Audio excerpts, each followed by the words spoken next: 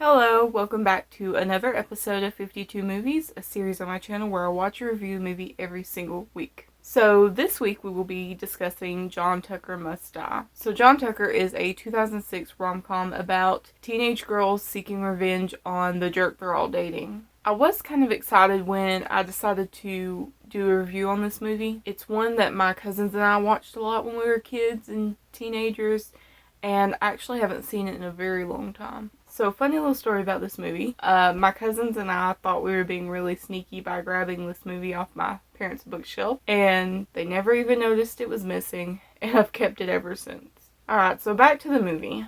This movie has an all-star cast of Brittany Snow, Ariel Kebel, or Keeble, Sophia Bush, Ashanti, Jenny McCarthy, Pim Bagley, Jesse Metcalf, and many more. If you're familiar with my channel, you'll remember Brittany Snow from my prom night review a few weeks ago, and Pim Bagley from my Easy A review. That was actually the first review I did for 52 Movies. Seems like so long ago. So this movie is about Kate, who discovers that the star basketball player is dating 3 girls at the same time: Carrie, Beth, and Heather. All of these girls are in different social groups, so they don't really know about each other until this discovery, and the whole movie revolves around them coming together to enact their revenge on John Tucker. Along the way, they learn that they aren't so different after all, and they kind of bond over this experience. It is also about how lying and deceiving aren't good for anybody, but I'm going to go into that a little bit later on in this review. So now that we've gone over the basic plot, we're going to go and dive deeper into the story. And I'm just going to take you through the whole movie. We're going to go on this journey together. So Kate has been invisible her whole life. Her mom has a habit of dating douchebags, and so whenever she gets her heart broken, she moves to another town. Think The Perfect Man from 2005. I actually filmed a review for that a couple years ago and never really done anything with it. I never edited it or uploaded it. I may revisit that one. So Kate goes to her new school, and we are introduced to our entire main cast in one single montage. But enough about me. The story isn't even about me. It's about him. John Tucker. Let's go, John! Kill the bobcats! Not real bobcats. I mean, they're endangered.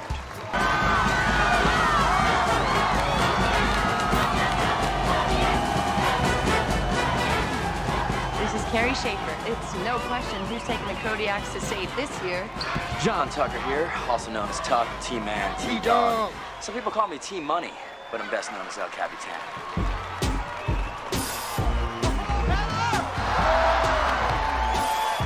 So now it's time to meet our girls. We have Carrie, the overachiever, Heather, the cheerleader, and Beth, the vegan teen activist. And we also meet John Tucker, the douchebag star basketball player who's a serial dater. He dates girls from different cliques so that way they never talk to each other about it. He also manipulates these girls to like him even more by changing his personality to fit theirs. For example, when he's with Beth, he is a vegan and he's an activist just so that she'll like him more. He also tells the girls that his dad does not want him dating during basketball season, so they have to keep their relationship a secret. Kate witnesses all of his dating habits because she works at the restaurant that he takes all of his dates to. During a pivotal PE class, all 4 girls are assigned to be on the same volleyball team. This is where Carrie lets the cat out of the bag and Heather hits her with a volleyball, causing a huge fight, and all 4 of them get detention. Heather confronts John, and he tells her that all the other girls are just jealous of what they have. But once they get into the tension and they start talking, they realize everything John says is a total lie. Kate uses her experience with her mom's failed relationships to inform these girls of the tactics that John uses to manipulate them. It's also Kate's idea not to just break up with him, but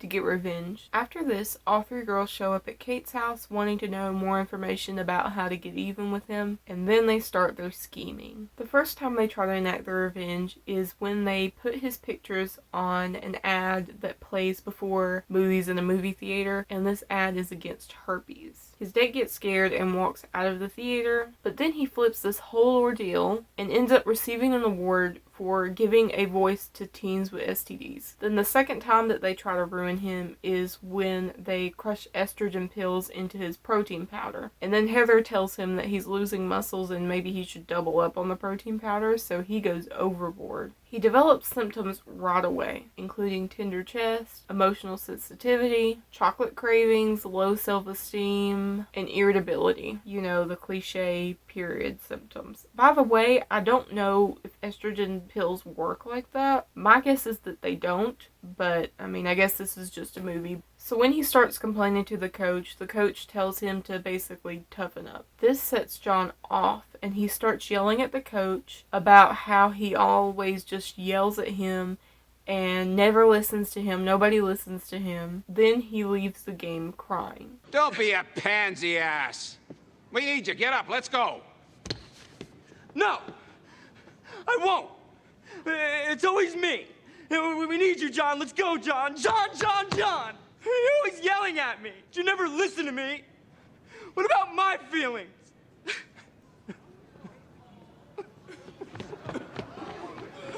The girls consider this a big win. Thanks to us, girls would no longer be under the reign of John Tucker's charm. He had finally fallen from grace, and we were on top of the world. But it ultimately backfires in two ways. One, other girls think he is brave for standing up to the coach, and he's also in touch with his feelings. He has now reached a new demographic of girls to be with. And number two, now that he's swarming with all of these new girls, he no longer needs Carrie, Beth, and Heather. So he breaks up with them. After the breakup, the girls get together to do the obligatory breakup junk food binge. They talk about how they wish they would have had a chance to break his heart instead of theirs. Then they have a crazy idea for Kate to date him and break up with him. She's hesitant at first, but for the fear of losing her newfound friend, she finally agrees. Now they have to mold her into John's perfect girl. Heather signs her up to be on her cheerleading squad, and the girls basically tell her, play hard to get, don't be too easy or he won't want to chase you. And just as a side note, I kind of hate the whole playing hard to get thing. I know this is a movie and this is part of a plan or whatever, but in real life, I think playing hard to get kind of blurs the lines between wanting to be with somebody and not wanting to be with somebody. I'm all for being straightforward and you tell everybody your intentions. Anyways, that was just a side note. Now back to the movie. So now John is interested. He's in full-blown chase mode. Also, Kate and John's brother Scott kind of have a thing going on, which I haven't mentioned until now because I really couldn't find a natural way to incorporate him into my script, but just so you know, he's there. So it gets to the point where John basically coerces Kate into going out with him. He does this by asking Kate in the middle of a basketball game where he won't throw the winning shot until she says yes. So, Fridays we go out to the beach, watch the sunset. You should come. Come on, JP.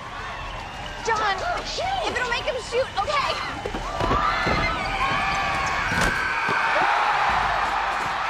I think she thought maybe it was cute or whatever, but I don't know, it was kind of weird to me.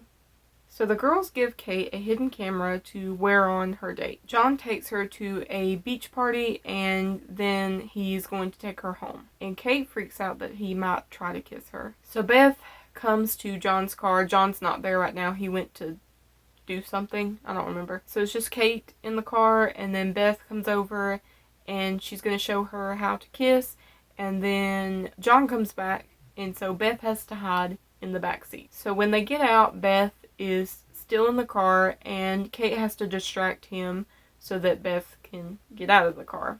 And then Beth gets stuck on the wheel of the car, and it's this whole thing. So Kate's got to distract him. They get caught in the sprinklers, and Kate's hidden camera kind of shorts out and starts sparking. And when they kiss, it shocks them both, so John thinks it's like a spark or something. He's really falling for her now. Okay, and that's where I'm going to pause this. I have to go to work. I have to leave in just a few minutes. You're going to see me in a different outfit in the next half of the video. I didn't start recording until a little bit later this morning, so I've got to go. And see you in a second. And we're back. It's actually 2 days later. I didn't have time to film yesterday. But just real quick, I love this outfit. I feel like an elementary school teacher in a way. Let me show you my skirt. Look at this skirt. It's got white and red umbrellas on it. And I just think it's so cute. I got it at Goodwill. And the lady up front said, "The skirt is weird." She literally said that out loud. And I'm like, I really like it. So I didn't say anything. I just kind of chuckled. But anyways, let's get back into the movie. So where were we? Let me find the page I was on. Okay, so John and Kate just kissed, right? I think so. So we're back at Kate's house and she's talking to her mom and she's showing the signs of a girl who goes from a nobody to a popular girl. You know how people like that get in these movies. Like, drunk with power, but not in like a mean way, but like she's going down a bad path or something. I don't know, but you can tell she's changing. She's also showing signs that she may be falling for John too. The girls sense that they're losing Kate to John's charms, so they show Kate a video that Carrie captured showing where John is bragging to his teammates about how he's going to sleep with Kate at the away game. After seeing this video, Kate recommits to the cause. So at the away game, the basketball team and the cheerleaders stay at a hotel. Kate, Beth, Carrie, and Heather have to plan a new way to embarrass John. Also, side note, why are Carrie and Beth there since they're not cheerleaders? Kate does a video call with John wearing lingerie and convinces him to come to her room dressed in only women's underwear. Thongs, to be specific. To do this, he has to climb to her balcony and come in through the sliding doors. She tells him that she's 3 doors down from him, but she lied. She's actually 4 doors down. And John ends up in the female coach's room dressed in only women's underwear. She takes him out into the hall in front of everyone. Pictures are taken and spread throughout the whole school. The simple solution to this for John would have been to wear your clothes over the underwear until you get to the room and make sure that it's the right room. But I guess that would be too logical. You would think that this would be his breaking point, but nope. Gotta admire his spirit, I guess. I ran out of time again yesterday, so here I am. Alright, let's finish this movie. So where we left off, they pulled that prank on John Tucker where he was wearing women's underwear, and now we're back at school. He has convinced the entire basketball team that thongs are the greatest thing ever. And all of a sudden, John can do all of these humanly impossible moves. Like he did this 3 flips in the air to dunk a basketball, which seems impossible, but okay. And he attributes all of this to him wearing thongs. So now the whole team is wearing them, and they're improving because of that. Turns out John Tucker can make anything cool. Also, another side note, I don't know why they all picked very girly looking thongs. Like they all had bows, ruffles, they were all pink or turquoise or just all the really girly colors, and back then men didn't even wear pink. It was just peculiar because black thongs exist. Black, gray, red, dark blue. I'm sure they all exist. I don't know, it was just interesting. Kate confronts John about what he said about her to his teammates in the locker room, and he's basically like, oh, it's just locker room talk, it doesn't mean anything, it doesn't matter. And I'm like, yeah, it kind of does matter. The things you say in private and the things that you approve of your friends saying in private does seep into society in a way, if that makes sense. So yeah, it kind of does matter. It kind of does mean something.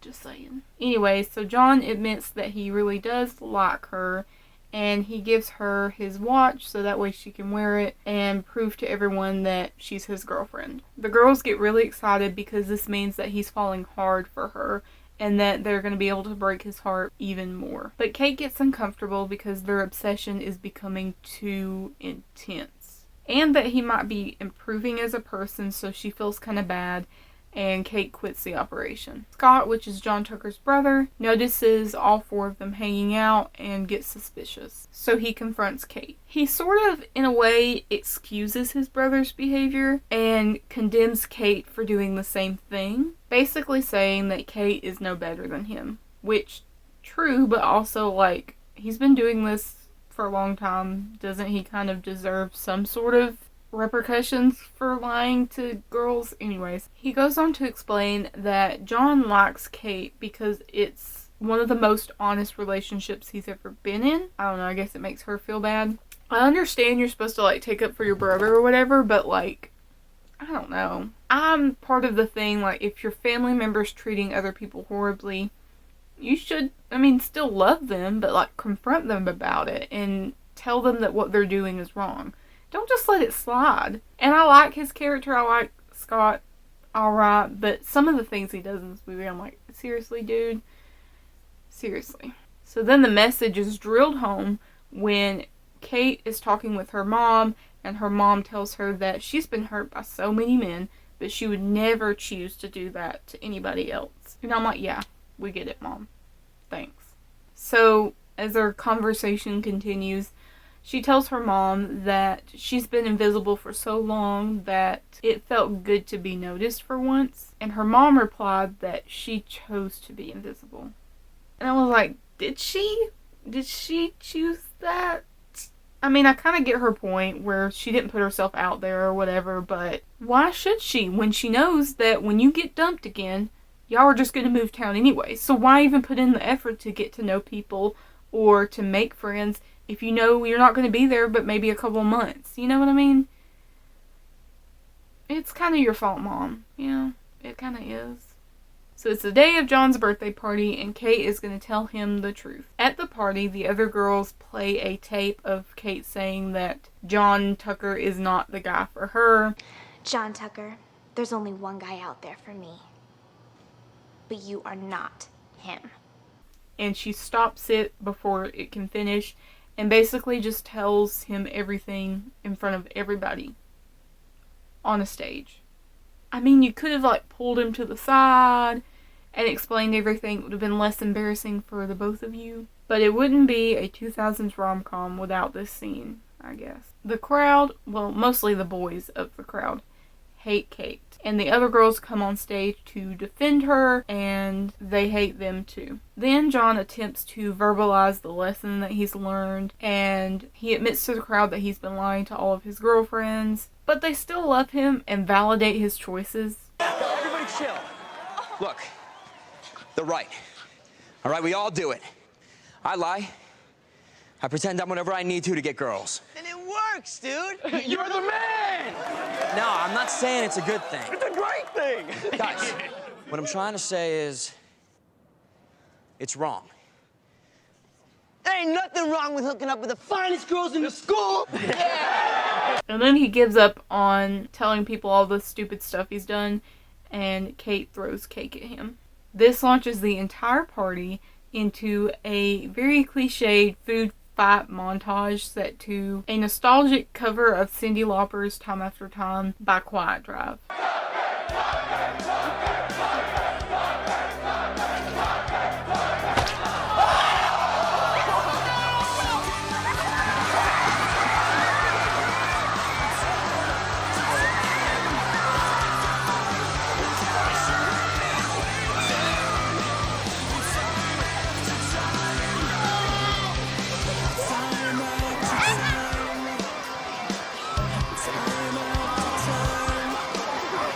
The movie ends with John and Kate plus 8.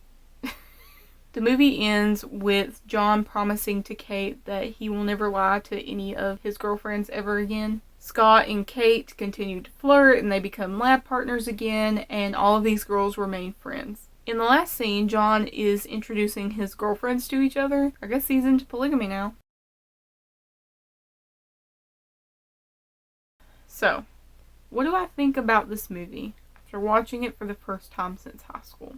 I thought it was interesting, and it held my attention, which is hard to do, by the way. It was very nostalgic, brought back a lot of memories, and yeah, it was good.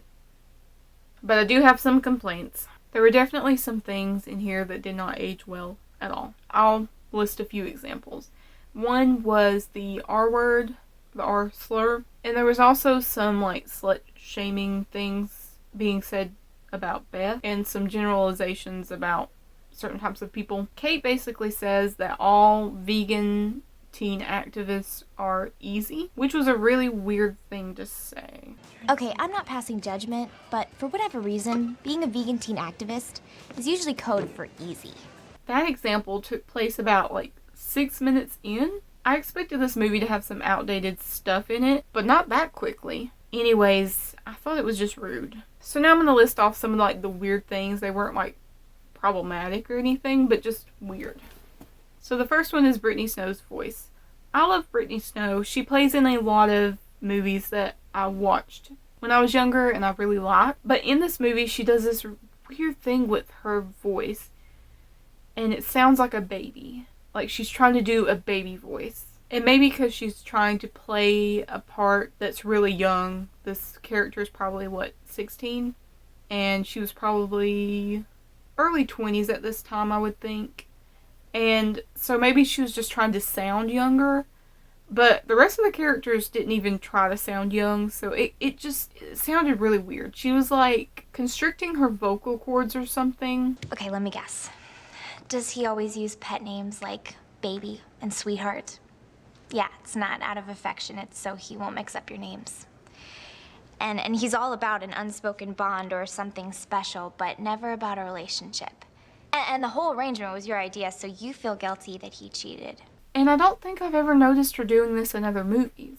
Like, I watched Prom Night last month, and I don't remember her talking like this. She could have, but I just don't remember it. I just noticed it in this movie. Another weird thing I noticed is that during the volleyball scene, the coach calls the first team, and she calls 6 names. But when she calls the team with our girls in it, she only calls their names, and there's only 4 of them. Okay, Jennifer, Allison, Molly, Sarah, Denise, and Kimmy, this side. My name is Lucretia. On this side, I want Beth, Carrie, Heather, and what's your face? I'm Kate. Kate. All right, ladies, let's play ball. But when it switches to the actual game, there are just 2 random girls there. So each team does have 6 players, but I don't know why they didn't call 2 random girl names after our 4 main characters. That way there's not a consistency issue. It bothers me. Okay, let's talk about the message of the movie. So the message of this movie was very clear. Lying and deceiving are bad no matter who you are. But I felt like this movie focused more on the wrongdoings of Kate and the girls versus the wrongdoings of John.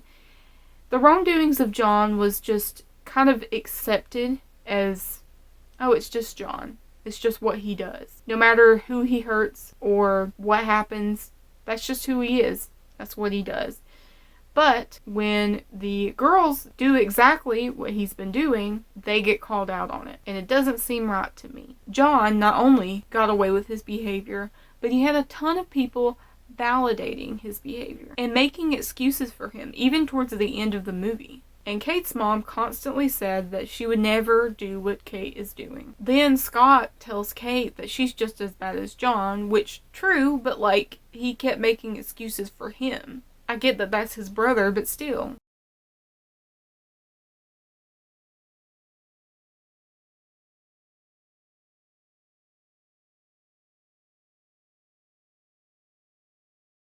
I don't know, it just kind of rubbed me the wrong way. Alright, the last thing that we're going to talk about for this review is music. Music is very important for a movie, even if it's not a musical, but the score and the music that they choose for the movie is important. It sets the mood, it sets the era, it does a lot of things for the movie. So I kind of wanted to go over some of the music in this movie. For one, because it reminds me of my childhood. A lot of the music that they chose for this movie was very popular during that time, and I can just appreciate that. So we have Nelly Furtado, All American Rejects, a cover of Modest Mouse, Cheap Trick, a cover of Pat Benatar, and a cover of Paul Simon, OK Go, Elvis Costello, The Click 5, and many, many more. Just as a side note, I don't know why they chose so many covers for this movie. Normally movies will just get the rights to the actual song. So it was an interesting choice. I did like the Quitedrive cover though, and I had totally forgot about it till I watched this movie. I'm like, oh my gosh, I forgot about that song. So that's my review. It took me 3 days to film this, and it's probably going to take me 3 days to edit this monstrosity. So I hope you enjoy this video. It's a labor of love. It really is. But it was hard. So, I will see you next week for another episode. Bye. Okay, so now it's time for Song of the Week. Song of the Week for this week is, you could probably guess, Quitedrive's Time After Time. If you haven't heard it, go look it up. Or actually, I'll link it down below like I do every week. Every week I do this, I'll link the Song of the Week down below. So, go look for that. And yeah, I hope you enjoyed this review.